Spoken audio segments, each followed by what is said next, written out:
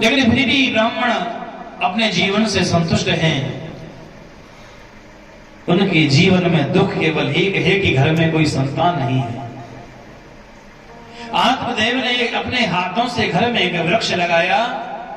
वो वृक्ष बड़ा हो गया, लेकिन जीवन में उस पर कोई फल फूल नहीं आया।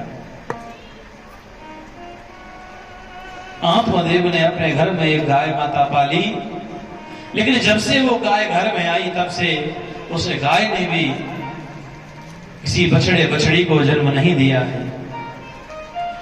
एक दिन आत्मदेव घर में एकांत में बैठे और मन में विचार करने लगे कि बिना संतान के जीवन भी निरर्थक है। अरे बिना बेटा बेटी के जीना भी कोई अच्छी बात है। अरे ठाकुर जी ने मुझे कोई संतान भी नहीं दी, मैंने गौ माता पाली, वो भी बांझ, मैंने अपने हाथों से वृक्ष लगाया, इसमें भी कोई फल फूल नहीं लगे। अंत में विचार किया, इस जीवन से फायदा ही क्या है, लाभ ही क्या है।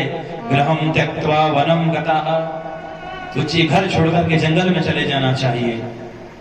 और आत्मदेव घर छोड़कर के वन में चले गए। जब बहुत दूर घनघोर जंगल में निकल गए, जब चलते चलते थक गए तो सरोवर के किनारे एक सुंदर वृक्ष की छाया में बैठ गए और बहुत जोर जोर से रोने लगे। जब बहुत जोर से रोने लगे तो उसी सरोवर के किनारे से एक पगडंडी गुजरती थी, वहां से एक महात्मा जी गुजर रहे थे। जब महात्मा ने जंगल में रोने की आवाज सुनी तो मैंने भी विचार किया कि शायद कोई परमात्मा से मिलने के लिए रो रहा है, चलो उसका मार्गदर्शन करते हैं। सन्यासी महात्मा आत्मदेव ब्राह्मण के पास में पहुंचे और पूछा, हे ब्राह्मण देवता, आप क्यों रो रहे हो? कोई बहुत बड़ा दुख है क्या? मुझे बताओ ना, आप क्यों रोए जा रहे हो? कथम रोदसी विप्रत्वं काते चिंता बलीयसी वदत्वं सत्वरं वह्यं स्वस्य दुःखस्य कारणम्। आत्मदेव कहने लगे, हे संत भगवान, कि किम ब्रमी मेरे से दुखम पूर्व पापेन संचितम मदीया पूर्वजास्तोयम कवोष्णामुपभञ्जते।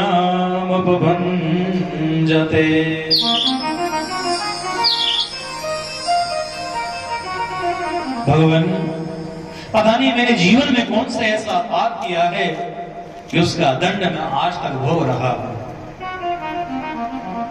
महाराज, मैंने एक ब्राह्मण घर में जन्म लिया, मेरी पत्नी बड़ी सुशीला है, मुझे उससे कोई शिकायत नहीं है। मुझे शिकायत तो केवल ईश्वर से है कि मुझे कोई संतान नहीं दी। चलो कोई बात नहीं, मेरे कोई संतान नहीं हुई, कोई बात नहीं, लेकिन मैंने अपने हाथों से एक पेड़ लगाया, उस पर भी कोई फल नहीं लगा।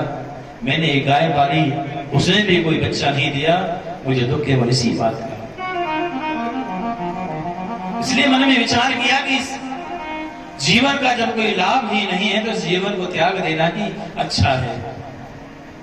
सन्यासी कहने लगे, अरे ब्राह्मण, अरे मैंने तो सोचा था आप शायद परमात्मा से मिलने के लिए रो रहे हो, आप तो मोह माया में फंसते जा रहे हो। मुंचा ज्ञानम प्रजारूपम बलिष्ठा कर्मणो गति विवेकम तो समासाद्य त्यज संसार वासना।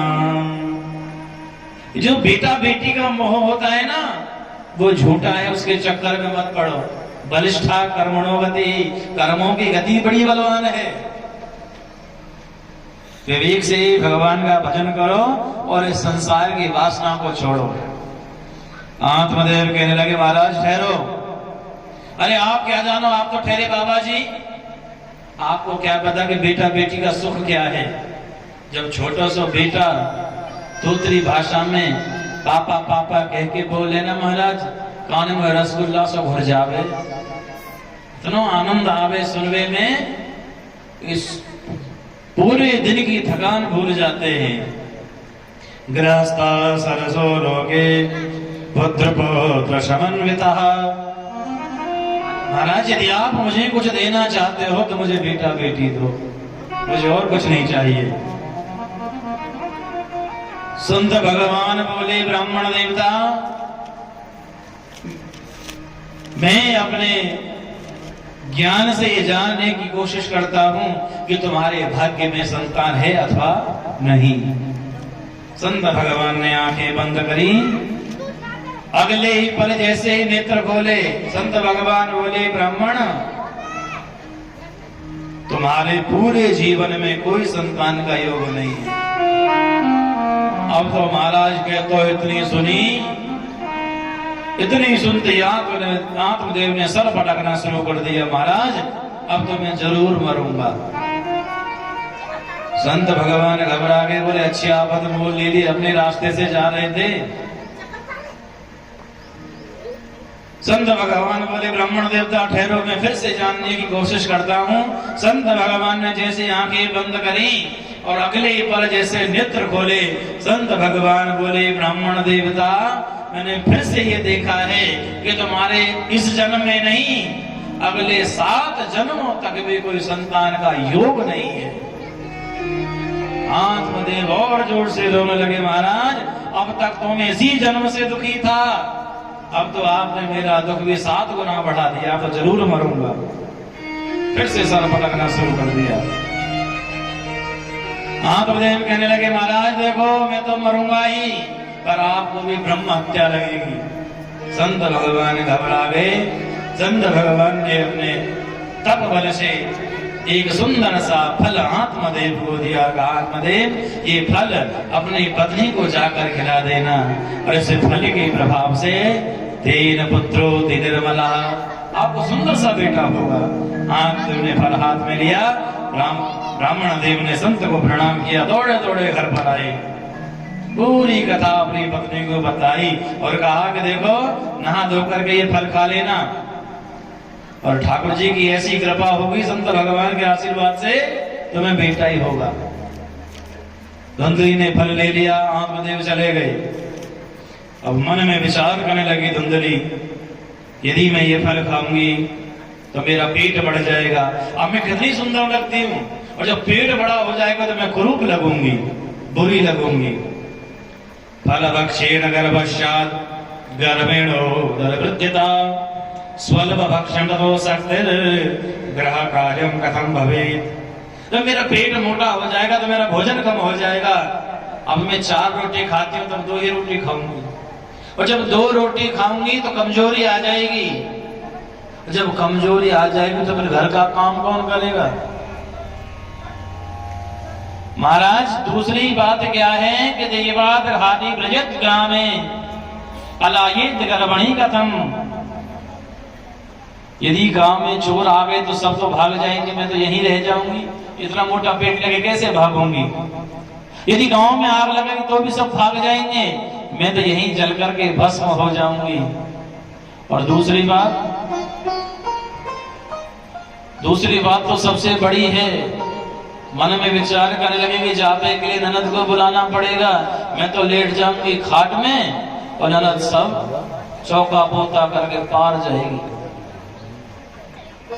और छोरा सो है गो साथियन पे झुमकी और देनी पड़ेगी।